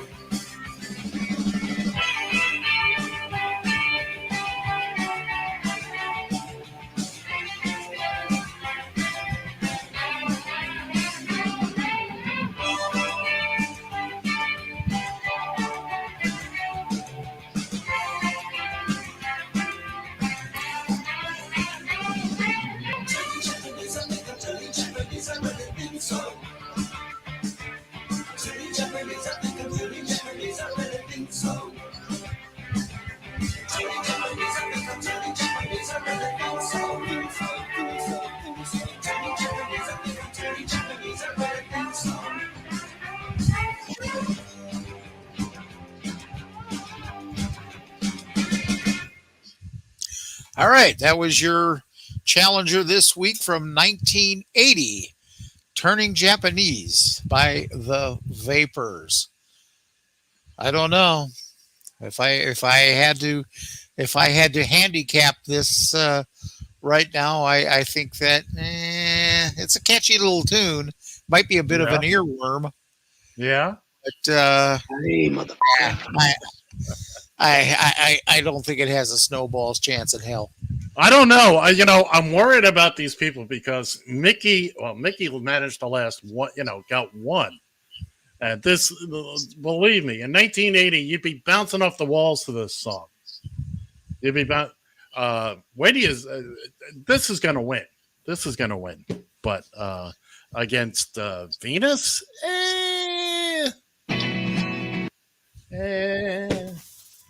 I don't know. I just don't. I'm telling you. Anyway, wrap it up. Wrap it up, pal. I know how much time I got. Just take a pill. I've taken my pills. I've taken my pills. I still truly believe in my heart of hearts that when it comes to music, as soon as they fired up MTV, that all of a sudden record companies were no longer interested in making good music. They were interested in making videos. Record companies were interested in making money, which is why songs were generally under 3 minutes. Okay. Yeah, I'll give you that. When American Pie came out, radio stations were going bonkers out of their minds. How do we play this? It was eating up 2.5 songs worth. So save your little. By the way, is our guest coming via phone or StreamYard? Coming by StreamYard. Oh boy, and I can promise you, I will step out of the way. Well, yeah, you don't have. If you have a question, feel free to. I have a question. Do I have to stay? Well, the first answer that comes to mind is don't let the door hit you in the ass. But I wouldn't do that to you because I'm a nice guy. Yeah, but you're thinking about it though. Well, yeah, you're thinking about it. Thought crossed my mind. What can I say? I wouldn't be me if the thought didn't at least cross my mind. I would not be me. So, if that's how you're going about it, then then what can I say? What can I say? And remember, what do you do when you hear the gong? What the hell are you doing that for?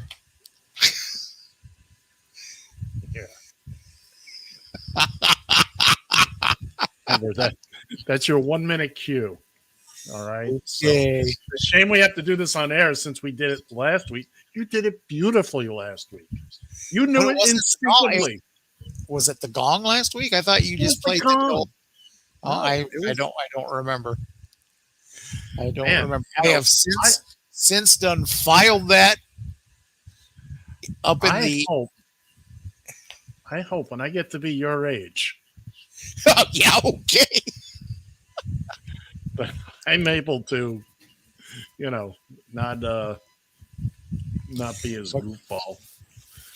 Actually, I have one question for our guest. Just one question, and I'm not going to ask it now because it's not for you. I already know the answer. You've answered this question for me before. So meanwhile, while we're waiting for Chris to let's play here. Now we're not going to do that. Thank you. While we're waiting for Chris to join us here, you can jump in if you'd like to talk to him about the podcast that he does along with Mick and George. It's called AWA Unleashed. And I think it's very informative. Again, it's for a very directed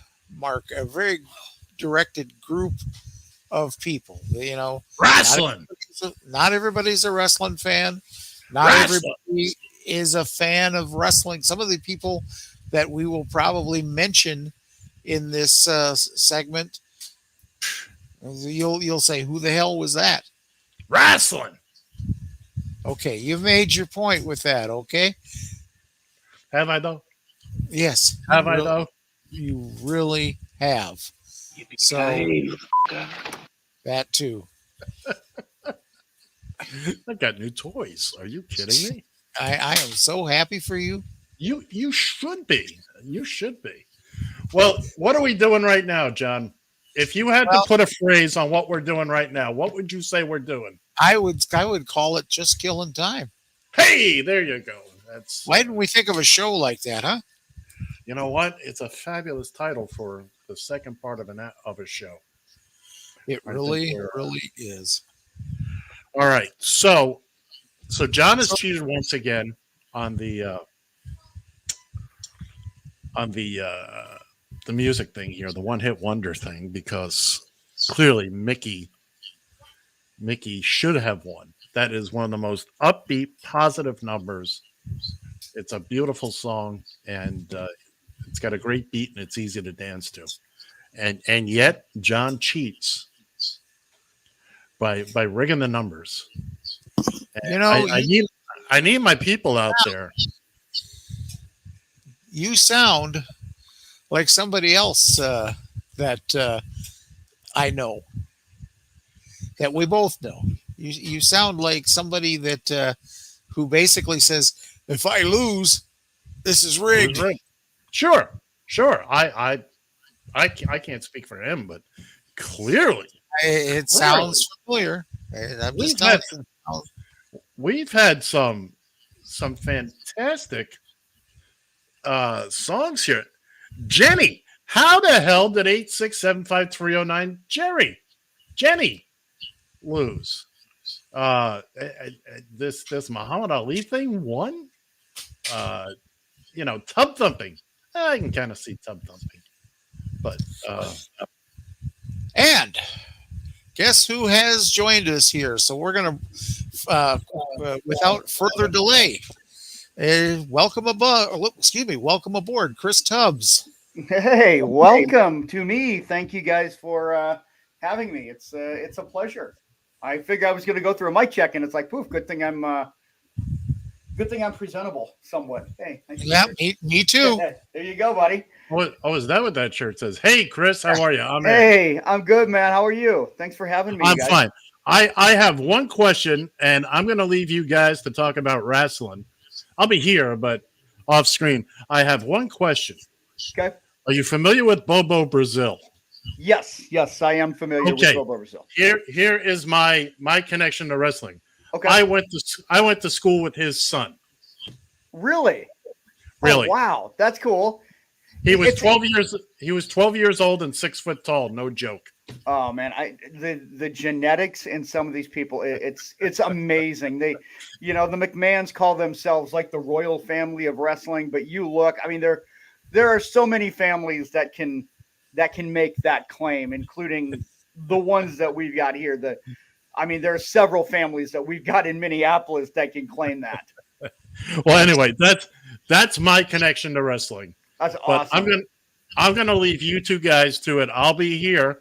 If anything pops in my head, I'll pop back in. Thanks for joining us. Hey, you got it, man. Anytime. All right. God, we have matching shirts, and I love it. So you got to tell me first. I got to ask you, and with your interest in the AWA, which for those who are not familiar is known as the American Wrestling Association.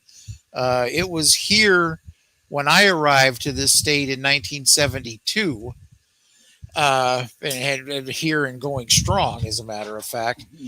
And I've been a fan ever since.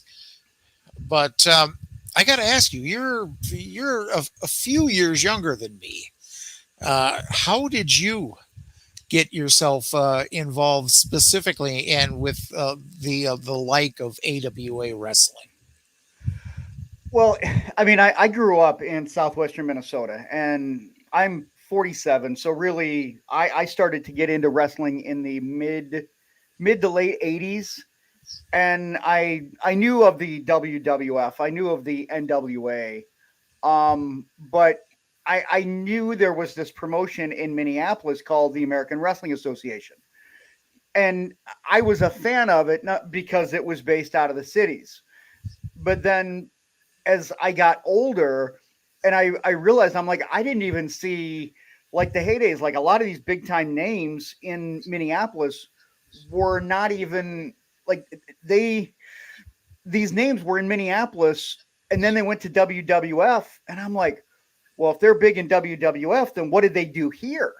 And that's when I started to go back and look, and I'm like, all of these names from, Crusher and Bruiser to Nick Bockwinkel to Bobby Heenan, to, Hulk Hogan, all of these names. And you go back in the high flight, there are just so many different people that I never saw. And I really wanted to do the history of it. And and that's where it just kind of got me. That's where it kind of hooked me.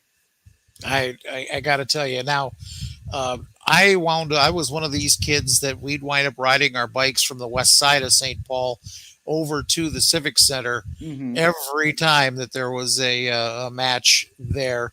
It was great. I've seen some of the people talk about, the day that one of the things they talk about is the day that Jerry Blackwell turned face when he won the Battle Royal. The Battle Royal, yeah. Yeah.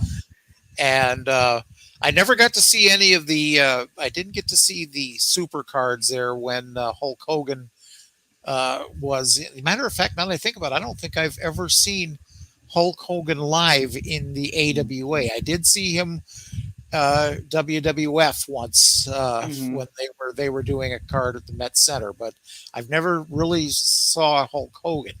But I go back to when Gagne was still champion when I moved up here. I believe one of the first TV or one of the first matches I saw on TV was a match where superstar Billy Graham came in and interrupted Wahoo McDaniel as he was getting I think he was being presented a portrait or something to that effect. Yep. I remember and for me, I get to see all of these old clips on what's now Peacock, used to be WWE Network, and YouTube. And so, yeah, I didn't see a lot of that either. And I feel like there's a lot of wrestling history and a lot of because I don't hate the product today. People are, I don't like it now. It's just different. It doesn't make it worse. It just makes it different. And that's okay. But I enjoy going back and looking at it when it was portrayed as a little more real, more physical. People, you really got caught in that disbelief in what was really going on in front of you. And I think that's what makes that era of wrestling and the history of the AWA and a lot of the promotions out there. I think just that's what makes it so fun to go back and try and tell these stories now that we're kind of in that breaking kayfabe era. You can really get to know the stories behind the scenes because that's really what a lot of people want to know about now. Now, do you remember the first match you went to? The funny thing was, the first AWA match I went to was actually in the dying days of it, and that was at the gymnasium at Southwest Minnesota State Marshall, or whatever they're calling it now, where it was like the Destruction Crew of Wayne Bloom and Mike Enos against the Texas Hangman. I think it wasn't what it once was.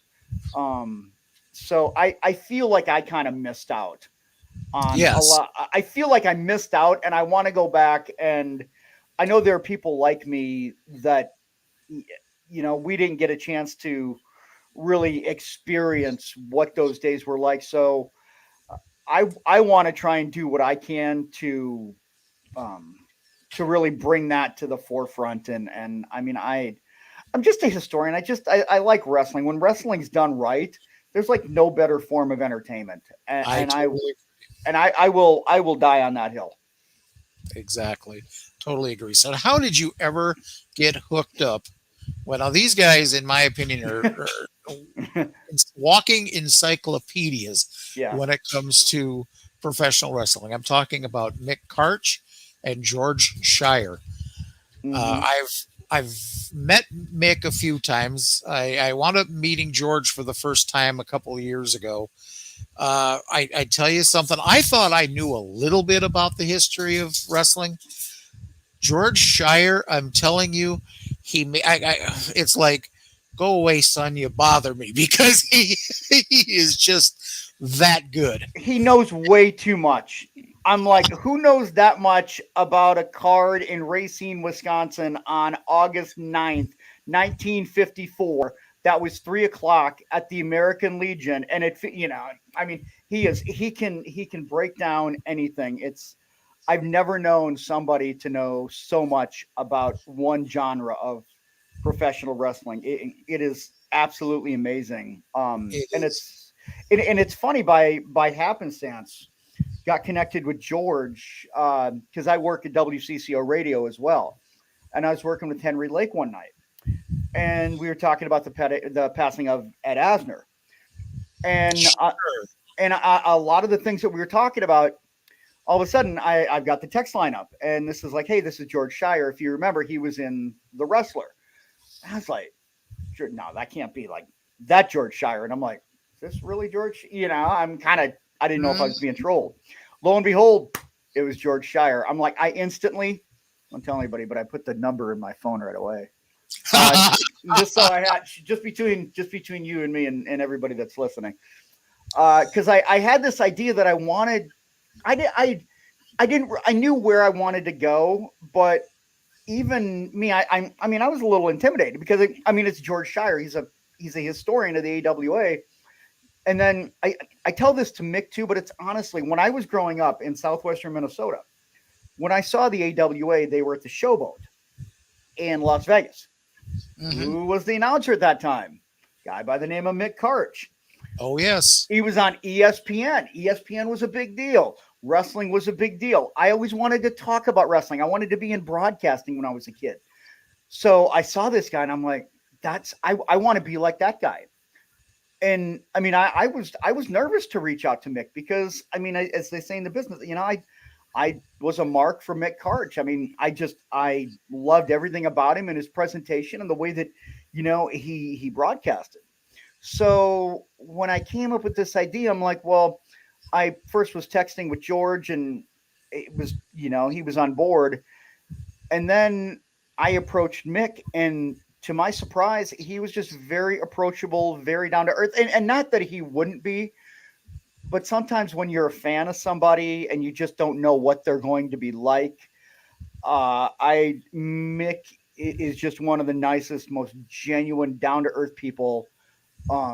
Got a great mind for the business, just a really good dude. George is a good dude. And I was like, hey, you know, I'm just a guy. I want to find out about the AWA. Would you guys be interested in, you know, kind of coming along? And they let me come up with the concept. I pitched it to them and here we are. And I mean, they've been friends for 50 years and I'm just kind of the guy that's just kind of like working my way in. You're the rudder. Yeah, that's pretty much it. I hit record and I get out of the way because ultimately at the end of the day, I don't have the stories. I don't have the background. I don't have the experience. It's Mick and George. They're the ones that tell the stories. And to me, I just want to get it in the right direction where everybody's going to enjoy it. But I mean, they're the show. Mick and George are the show. Well, I tell you, it is. Unfortunately, I'm running against the clock here a little bit. I'm getting dirty looks from the other guy in the circle here. I get it. But we gotta. But listen, we got to do this again sometime when we have a little bit more time. So, Chris Tubbs, thank you for joining us here. No, you got it any time. And sorry for monopolizing. Sorry to run heavy, as they say. Time to bring it home. Bring it home. No, that's not what I meant. I meant keep going. Oh, well, okay. All right. Well, hell, got about another hour. Oh man. Oh yeah. I thought we'd have to bring it home. I thought TV timer. You know how they're like, 30 minutes left or TV time remaining, and then it's like 1, 2, and 8. And then it's this is where Wally Carbo steps in and says this match must continue. This match must continue. John, check your phone. Check my phone. Check your phone. Uh-oh. Why would I want to check my phone? Oh, okay. 1 minute, go as long as you like. Okay, I get it. I see. I get involved in a conversation. I don't look at my damn phone. But that's okay. That's okay. I mean, if I'm sitting here and I'm like, yeah, that's neat. That's neat. Exactly. No. Anyways, though, the show you guys have put together, it's called AWA Unleashed. Mm-hmm. I tell you, I have to actually catch up with it because I don't. It's like I'm listening to it while I'm in my car taking passengers and whatnot. Yeah, and it's always been my luck is that I'm trying to listen and all of a sudden I'll get a talkative passenger. and I want to be so. Just could you please tone it down a little bit? I'm trying to listen. And so I wind up having to catch up, but I've really enjoyed it so far. I too, like Mick, am a big fan of Nick Bockwinkel. Mhm. I got to shake his hand one time, actually, ironically, in Kansas City. He was I was in Kansas City. They were still doing cards at Memorial Hall in Kansas City, Kansas. Oh, okay. Yeah. That's actually where I cut my teeth on wrestling. I got to meet Harley Race. There was a lady wrestler. I have no idea if she's alive still. Her name is Betty Nicolai. She's the one. I couldn't have been any more than about a 7 or 8 year old kid walking around, and she saw me. She bought me a Coke and a hot dog. She took me backstage. I got to meet Harley Race, shook his hand, whatnot. And I remember that night I was sitting at ringside while Harley Race was in the ring with Baron von Raschke. Now, and at the time, Race was allegedly wearing a loaded glove, and that was my big thing. All of a sudden, I'm watching Von Raschke take this glove off, tear this glove off. I couldn't believe. I was jumping out of my seat. I couldn't. It was fantastic. Yet here it was. Just an hour earlier, I was backstage with Harley Race, and one of the nicest guys you ever want to talk to, and didn't mind that this 7-year-old kid was back there bugging him and stuff like that. And I absolutely, like I said, I haven't heard any on the status of Betty Nicolai. Somebody told me not too long ago that she wasn't in the greatest of health. Yeah, I was just looking, and it looks like she's still with us. That's what I'm seeing right here. So that's what I was actually. She's 78 years young. Ooh. Well, she's not that far ahead of me here. I'm looking on the horizon of 60 years. Oh, well, you look good. Yeah, I mean, wrestling is, it's really, it's interesting that you say that Harley Race didn't have a problem with you as a kid, because you hear, and I'm hearing these stories from Mick and George, where it's like, you have some of these adults that would try and test some of these wrestlers, and ultimately, these fake tough guys, they get punked out by the wrestlers. But to have a guy like Harley Race be so welcoming to a 7-year-old at the time, I mean, you think about that and how that sticks with you all these years later. Just something that was probably so minor to him. Just it sticks with you, and it means so much to you down the road. I mean, you're never going to forget that as a kid, as a 7-year-old boy. That's still with you as a grown man. And I've had other interactions. I remember going to an amateur deal in some junior or middle school in St. Paul. Larry Hennig was there. Brad Rangens was there. Mm-hmm. I remember belly bump, just out of nowhere. Larry Hennig walked up to me and belly bumped with me. He didn't know me. I didn't know him. Kurt Hennig. You want to talk about royalty in this area, wrestling royalty. You got to go to the Hennings. I tell you, I was lucky enough to have a beer with Kurt Hennig at the 620 Club in St. Paul, Minnesota on West 7th Street. I sat and had a beer, talked to him. I was not a fan of Scott Hall. I'm not going to talk ill talk about the past here, but I wasn't a big fan of his, but I was definitely a fan of Kurt Hennig. And he was definitely, when he moved to WWF, he was definitely Mr. Perfect, and you couldn't have thought of a better moniker for him. No, and I think that's one thing that really makes some of the people that are from this area special, is because they were always out and about. And you say the Kurt Hennig thing. I mean, Mick and George tell stories about how Kurt, he wouldn't forget where he was from. they'd see him out and about, and he'd be out with his wife, and he'd be out with his son and out with his daughter, and you talk about a royal family. And, people talk about the Gagnes, but you've got Larry, you've got Kurt, and you've got Joe, which I mean, and his daughter was a wrestler for a little bit too. But I mean, you've got 3 generations who were all very, very successful and good and genuinely nice people to boot. Has anybody speculated why Joe hasn't gotten a little better push in WWF or WWE? Excuse me. I can't figure it out because they kind of pseudo played off of the last name with the Curtis Axel and paired him with Paul Heyman. And then he did the Axelmania thing. And I mean, now he's an agent for them. He's a producer for them.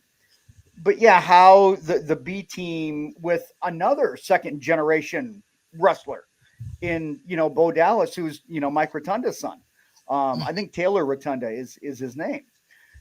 And you're like, why can you not figure out a way to do something with these guys who are so incredibly talented that could be adding so much more to your roster? And I think that's part of the frustration with the current product is you see all of these very talented individuals that are either being, written for in really goofy or silly ways, or they're just not being used at all. They're not being utilized. And I think that's when we talk, that was never a thing back in, the height of the AWA. I mean, nothing like that ever existed. It was just about what was going on in the ring, what was going on in front of the camera, what was going on in front of the crowds. And it was that to me is it's just a nice, refreshing part of wrestling history. Well, it was enough entertainment. We were entertained by what was going on in the ring and what was going on with the interviews and what have you, that we didn't need to know about their backstories and what have you. Nobody cared. And the thing is, like, we have access to all this information, but is it really a good thing? Like, you have people that have access to things that they're using terms and they're talking like, and I come at this from a fan's perspective. I mean, I'm trained, I've wrestled, I've done it, but at the end of the day, like, I'm a fan, and I feel like so many people nowadays want to make themselves a part of the business by throwing out these terms or trying to maybe overstep their bounds. And it's like, can we not just sit back and enjoy it for what it is instead of trying to break down everything analytically and tear everything down? Let's live in an area of positivity. And it's so hard because so many people want to be the hot take guy. Oh yeah, absolutely. Let me ask you one last thing, and then I will let you get going. Do you have any take whatsoever on this scandal with McMahon?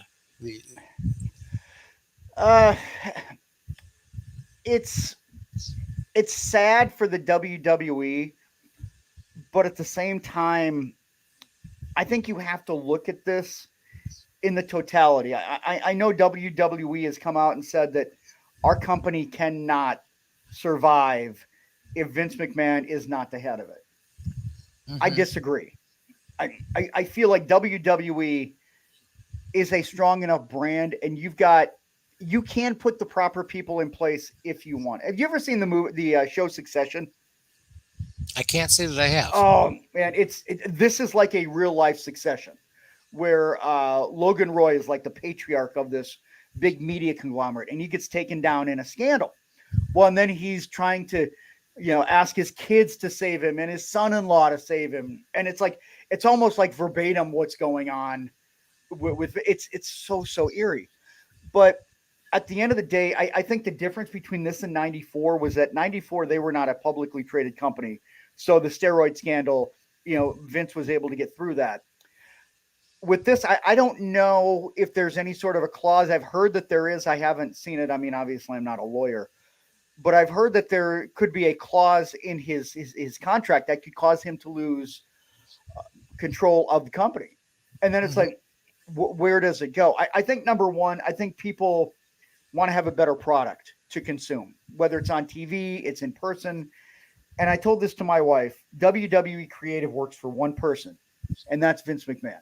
It doesn't matter what you and I and the fans find entertaining. If you're writing to a 76-year-old man who at times it appears is out of touch creatively, then guess what? The product's never going to get better. I think that the WWE has to investigate this. They have to have some independent investigation. And I mean, $16 million of hush money over 12 years. You don't pay that to somebody if you're innocent. Oh, absolutely. I mean, and I feel like at the end of the day, something has got to be done, because WWE needs to go in a different direction, because they might be making a lot of money, but I don't feel like the money that they're making is not because of the quality of the product. So, right, exactly. And the reputation, the people that are still out there cheering Vince McMahon, I'm sorry. I can't get behind that. I can't get behind supporting somebody like Vince McMahon. I just can't. Well, what I see a lot of it is I see a lot of hypocrisy in it, because I remember, back in the Attitude Era, when you had where they were promoting these different ladies.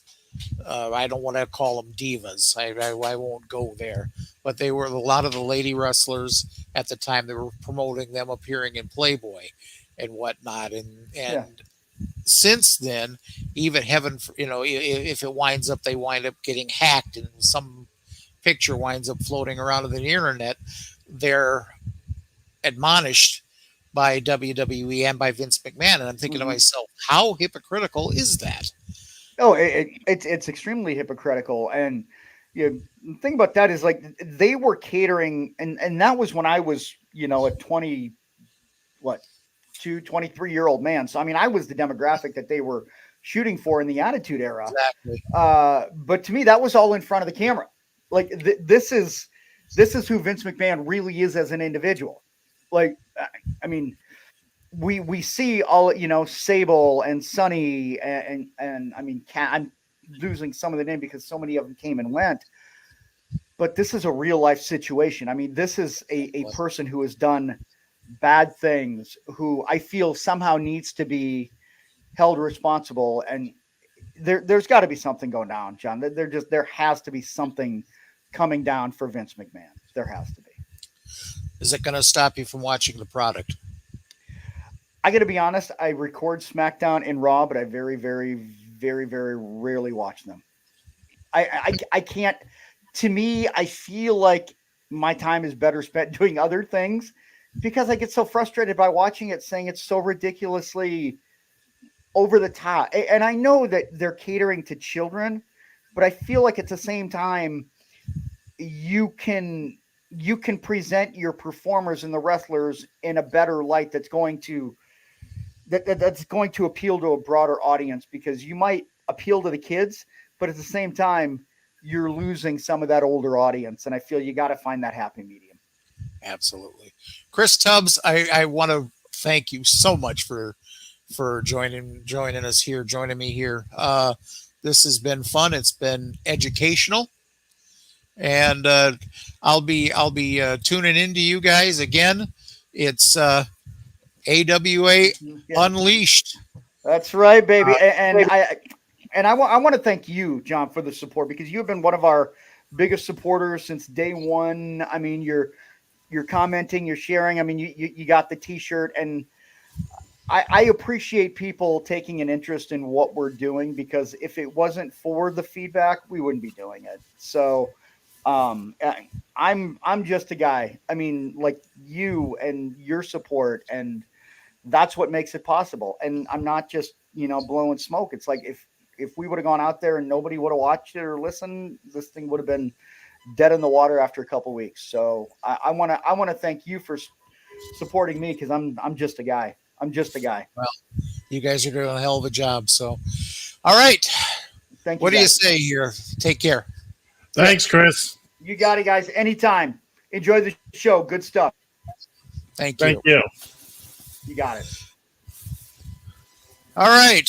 What do you say here? You ready to put a bow on this and and send it away. Or you have any final thoughts here? Nope. Well, got my answer on that. All right. Well, thank you for joining us here on the Taxi Stand Hour, or Just Killing Time segment.